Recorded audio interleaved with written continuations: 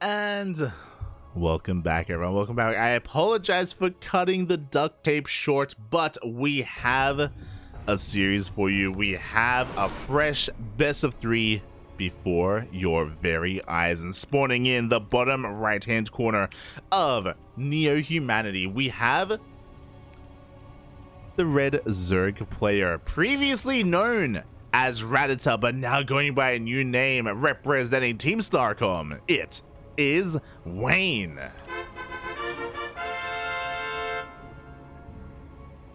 And spawning in the top left-hand corner of Neo Humanity, we have his opponent, the South Korean Terran player representing Storm Gaming. I'm sorry, used to be representing Storm Gaming, currently a free agent. It is GuMiho. GuMiho. Let's go, Papi. Let's go. So all the other casters did jump into Cure versus Trigger, I believe. So I don't blame them. You know, they wanted a faster series, and Cure versus Trigger was mid-series at the time. I think Cure is up 1-0. And then game number 2, we waited a little bit longer. We were able to get through 1 duct tape, 1.5, and we get the last Zerg player in the entire tournament. As an update, Wayne did 2-1 Reaper, so shout out to Reaper. He took a game off of Wayne, and again, Reaper and a ZVZ can take a game off of anyone. He's that crazy, he is that wild. Reaper, he's an animal. He's an NA, he's a proper NA ladder hero. You love to see it, you love to see it. But alas, that means that the 2 remaining Zerg players had to knock each other out, and only one could advance on forward, and I'm really curious to see how our Zerg player here can do. For those wondering, he did once go by the name of Vanya, then he name changed into Radita a couple of years ago, and now he's name changed again to Wayne. It is official, by the way. He did contact Wikipedia to make the changes on his own Wikipedia page. This man has an identity crisis. I don't know what to say. I don't know what else to say. This guy just keeps changing his... I'll stand by it. Vanya was the best one. I'll stand by it. Vanya was great. Vanya was beautiful. Vanya sounds so like sick. Oh my god. And for him to go to Radita and now Wayne? Wayne kind of sounds like the westernized version of Vanya, by the way. Kind of. I don't know what to say. I don't know what to say. I'm just shaking my head. This guy, he doesn't know who he wants to be. He doesn't know what he is, but he is still a Zerg. At least he hasn't changed his race or anything like that, and he's a very strong European Zerg player, and we'll see how he can perform here against the might of GuMiho. As for a long time, Wayne was on TvZ Gaming, has recently been let go, as it has been announced that TvZ Gaming did merge with DPG, and I believe they're called TvZ or something like that. A name change has occurred. I will have to get some I mean, if I cast Hero later, I'm gonna have to get some confirmation on that. Hero and Cure, because DPG is no longer an entity. It is no longer a thing. But yeah, we'll see how this goes. As on Neo Humanity, it is a very short rush distance map, and Radita, I love what he's doing. He has hidden this Roach Warren, he has it finished up, and I believe we are done droning. We're going to be making nothing but roaches, and we're just going to flood across the map with roaches and with lings. Meanwhile, GuMiho himself is going for his own weird opener. He is starting Marauder production. We have Concussive Shell in the way. I wouldn't be surprised if we see an Armory as well. He's going for a Marauder Hellbat push with a medevac, of course. After this, I imagine. So yeah, there we go, there's the medevac. So I think this is better for Radita. Marauders can do well against roaches, but we only have 2 Marauders. They're not on the front lines. The roaches are already making their way across the map, and Hellions are going to do awfully against us. The Armory is on the way for those Hellbats, but it's not done yet, and Radita is going to hit first. Here we go, the roaches are revealing themselves. The Hellions have been spotted. They have seen each other. And GuMiho, is he going to try and hold on to his natural, or is he going to evacuate? It looks like he wants to fight. It looks like he wants to try and hold on to his workers. Oh, that's a lot of Hellions. We now have 3 Marauders, and it looks like 3 Marauders are going to be enough. They have enough of a buffer here. The control is good enough as well. Radita, is going to be losing everything here. I can't underestimate the power of the Marauder. Of everything, really. And both players did not scout each other. They didn't know what they were doing. They kind of, you know, went into these builds blindly. And GuMiho has come out on top here. I mean, he still has to deal a little bit more damage. He's going for his counterattack, but the Marauders are still all alive, and we are just sending it, Bobby.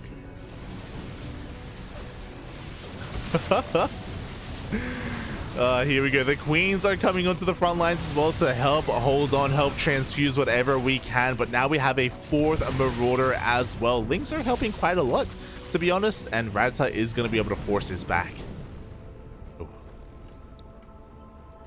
Rattata has survived, and now he's going to have to try and drone his way back up. So both players kind of bounce off each other. Who comes out ahead is the question. I mean, Rattata did cut a lot of workers to get into these roaches, and I don't necessarily think they paid for themselves. But oh, actually, the Marauders are across the map, and these roaches are doing well against the Hellions. GuMiho splitting up his army like this. Bit of a risky move here. This is going to provide Rattata an opening. Wayne even, sorry. Wayne, he's busting through the door. Can he break on in? Can he do even more damage than just these depots? It looks like he's taking a more conservative approach. He gets all three depots, and now he's going to be able to push on forward. GuMiho is racing back home with his Marauders. But it may just be too late. The Marauders. Ugh.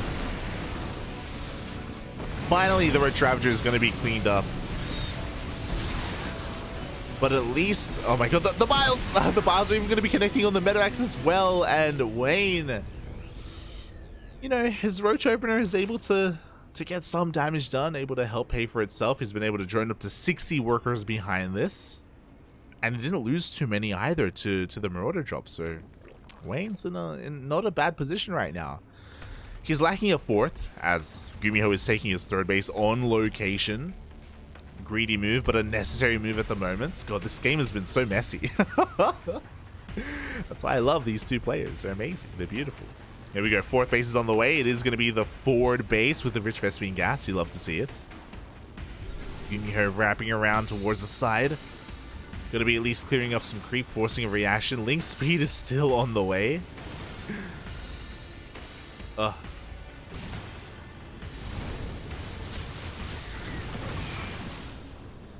Rattata is going to be able to hold on here. Just re-drone, get into a decent economic position. 1-1 is on the way as well. And I have to worry for GuMiho. His tank count has been delayed because of his opener, because of the investment into all those Hellions. And because of the rush distance, Rattata is soon going to be knocking on his front door once again. Just waiting for that moment. Rattata just making another wave of roaches. I'm curious if he wants to, I imagine he does want to hit a bit of a 1-1 timing here. He was droning up a little bit, and that was kind of like perplexing me, but there we go. It looks like we have cut workers at 65. Now Roach Ravager and Lings behind it. Oh boy. Rattata has a massive supply lead, and GuMiho doesn't have any bunkers set up. He's going to have one tank. The one tank is looking a little bit exposed, not going to lie. It's pretty far forward. A second tank is about to finish up, so he's going to have two tanks to defend. Maybe a third tank. Oh, but this is not the time to go for a counterattack. What's worrying is that this double drop, these are all the Marauders. We need these Marauders back at home. The Marauders are like what are really what deals with the Roach Ravager, and it's none of it is here. Oh my god, no, he's trying to rush back home, but it's a little bit too late. The tanks are compromised. Rattata busts his way through. The boys are being pulled, but it's not going to be enough. Wayne, sorry. And GG gets called. Wayne will take the first game. Ugh. Ay.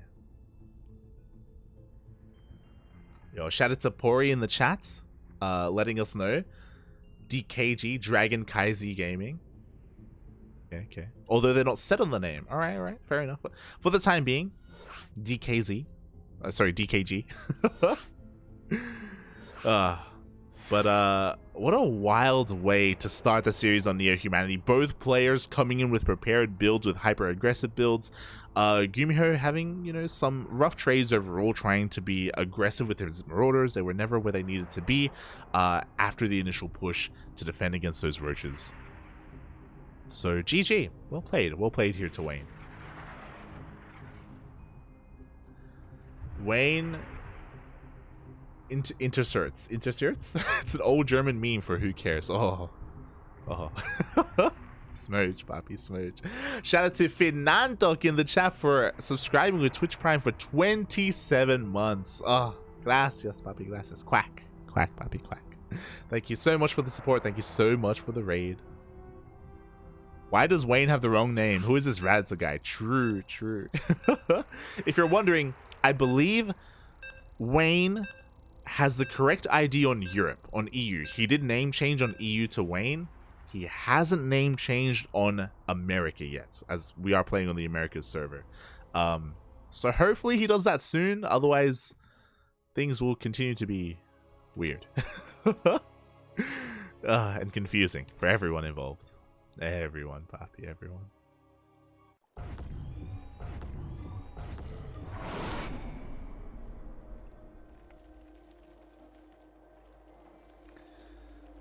Here we go. We are now getting into game number 2 of this series, and spawning in the bottom right hand corner, we have the player who is leading this series 1-0. The man who doesn't know what he wants to be called. The Vanya Raditz Wayne. What have I done? Representing Team Starcom, the Red Zerg, it is Wayne. This is when we find out that he wants Wayne to be pronounced differently, actually. I'm not saying it correctly. And spawning in the top left-hand corner, we have the free agent, the South Korean Terran player, one of the best Terrans in the entire world. It is GuMiho.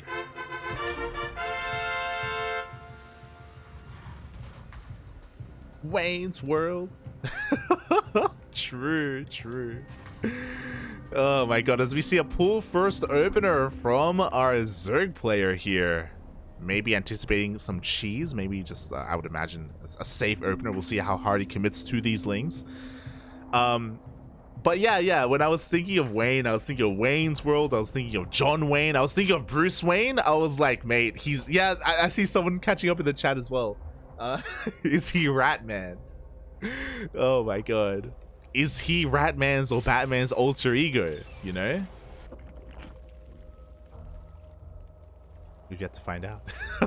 We can just keep going, papi. We can just keep going. But my go-to was Bruce Wayne when I saw Wayne, you know? Is he a vigilante? Is Raditz his alter ego? Is that how it works? You know? Has he evolved? Who's to say? We'll see. Oh god, as we are only committing to 4 lings here, so a very light commitment from Raditz. I mean, god damn it. From Wayne.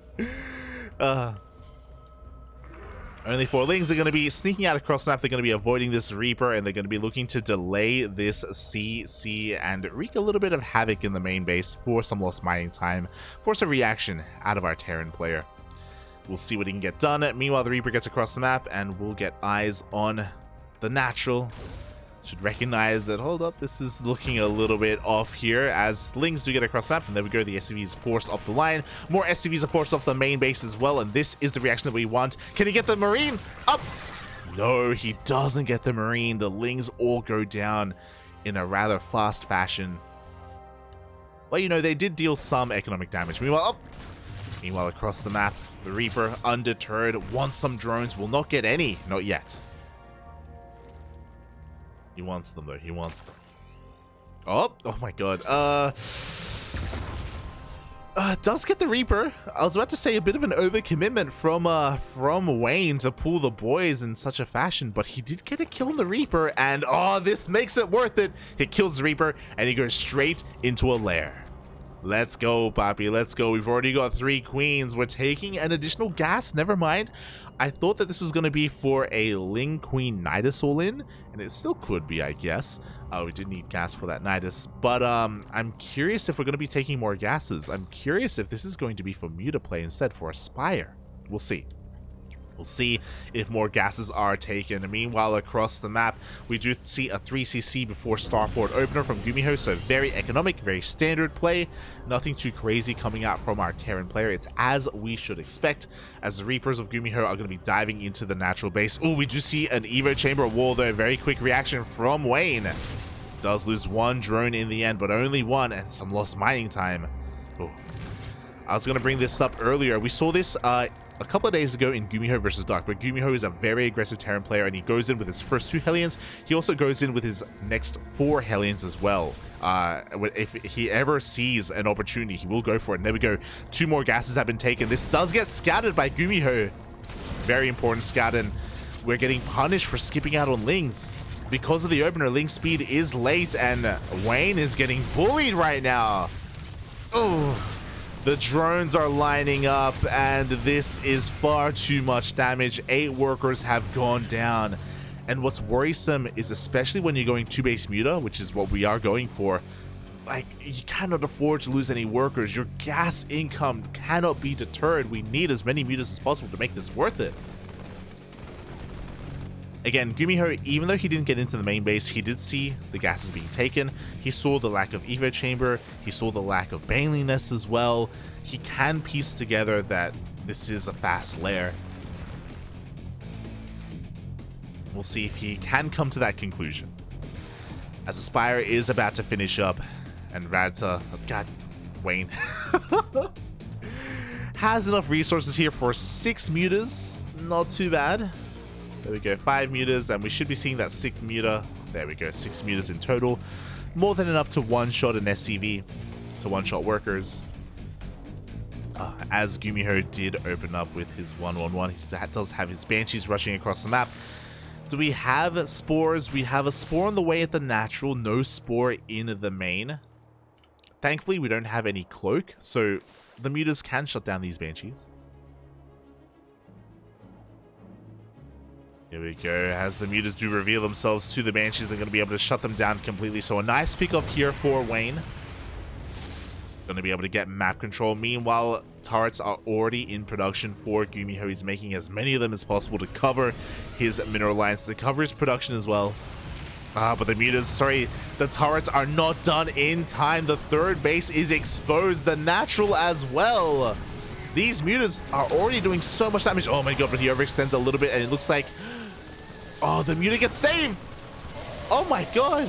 And these are Sinless Marines, so Wayne, he finds a way in. He trades so well against these Marines. So far, he hasn't lost a single muta, but that is about to change. Oh my God. Or is it? 1 muta finally goes down, the 2nd muta goes down, but we have control of the bases. More mutas are rallying across the map. This is snowballing heavily. And Wayne, can he do it? GG gets called. He takes game 2, and he 2-0s GuMiho. Oh my God. It was his name that was holding his back. Finally, his true form is revealed.